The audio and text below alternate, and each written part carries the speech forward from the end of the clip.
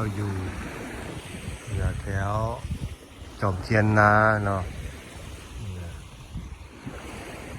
ชายหาดที่ว่าเงียบสงบจะบ่มีผู้คนหลายคือกับอยู่พัทยามันแออัดแล้วเนาะตอนเช้าเวลา6:30นี่บังเอิญว่าผ่านมาวันคืมฟ้าคืมฝนนี่แหละมันแดดออกซ่าเนาะมันก็เลยว่าสีเย็นเนาะสีเย็นพอดีงามเนาะบ่ฮ้อนเย็นลมพัดวีได้หายใจอากาศสดหายใจอากาศที่ว่าสดที่สุดแหละชายหาดแคมทะเลสดแท้สดว่าถือว่าออกซิเจนแท้ๆล่ะบ่มีสารพิษเนาะยามมื้อเช้าดิควันรถควันเล็ดกับบ่มีละแถวนี่แต่มันอยู่ไกลจากพัทยา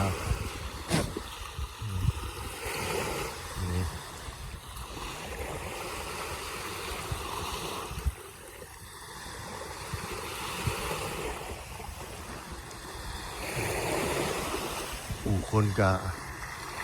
อย่างเงี้ยคือเห็นเนี่ย2-3 คนเห็นตรงนี้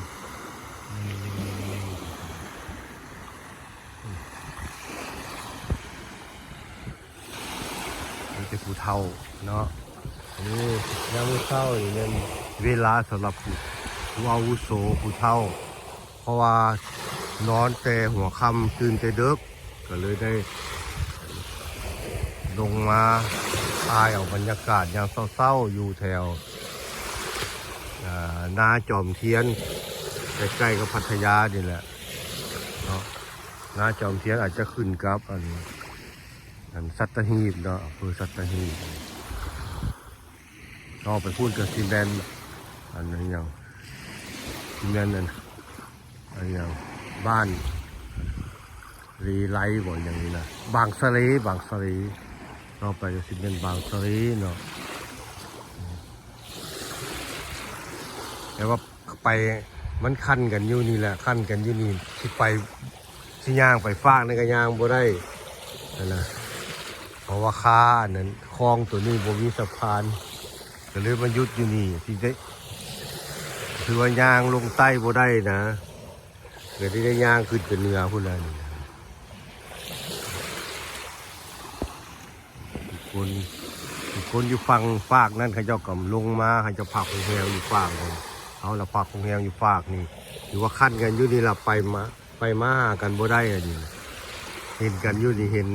ห็นคนยางอยู่แต่เขาก็ย่างมาข้อนี้แล้วเขาก็ได้กลับเขาก็ย่างข้อนี้เขาก็กลับไปทางนาทางนาข้าวเจ้านี่แหละทางนายกล้องนี่แหละแต่ว่าข้าวเจ้าต้องได้ย่างกลับกันเห็นย่างกลับค่าขัน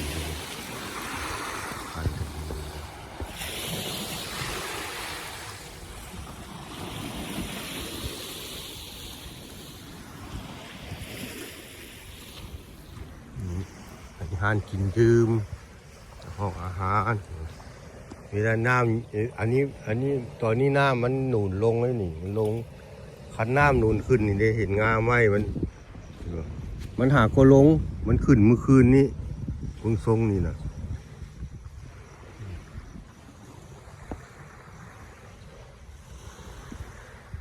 ขึ้นเมื่อคืนนี้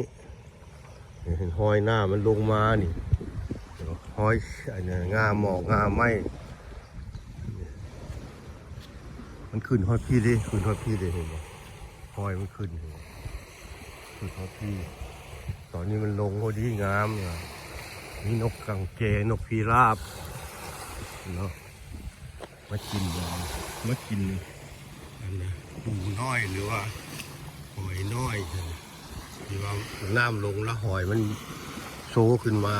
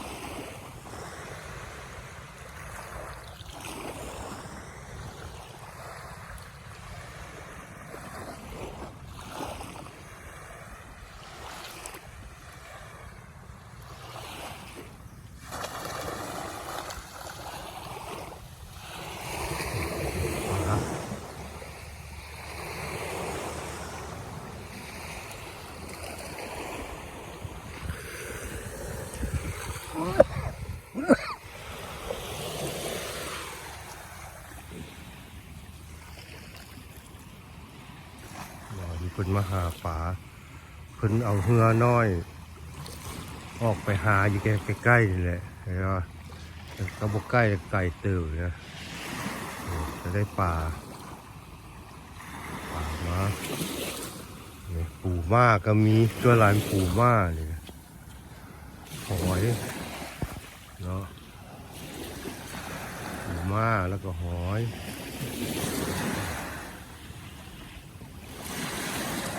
เจ้าของบนยางเข้าไปได้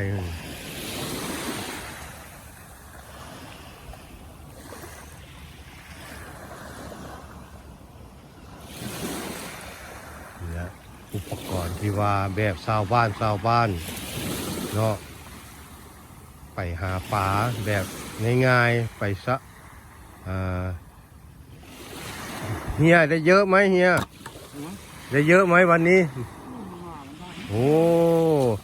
อันไปไกลไหมเฮีย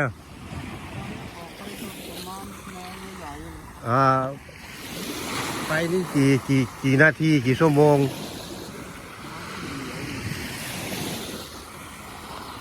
ไปตอนกลางคืนหรือว่าไปตอนเช้านี่ไปตอนกลางคืนเลยดึกเลยโอ้เฮียไม่กลัวเหรอเนาะชีวิตเราเก่งมาก ชีวิตคนเราชาวเลนะเราต้องเก่งไม่กลัวน้ำไม่กลัวทะเลเราเอาไปขายนี่จะได้ประมาณเท่าไหร่นี่ก็มันขนาดไซส์นี้โลนึง350โอ้ก็ยังดีเนาะยังดีก็พอได้มาเลี้ยงชีพวันเนาะดีใจด้วยนะผมดีใจด้วยอันนี้เขาเรียกว่าอะไรตัวนี้ตัวที่ว่าเฮียเอาหอยอะไร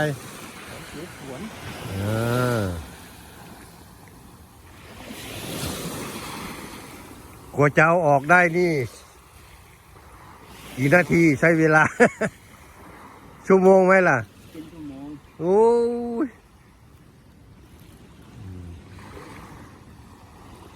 ทำคนเดียวละครอบครัวล่ะลูกเมียล่ะไม่ได้มาช่วยลูกเขาไปโรงเรียนเนาะเมียภรรยาจะไปขายของตลาดอะไรกันนี่โอเคนะขอบคุณมากนะโชคดีนะรวยๆเนาะ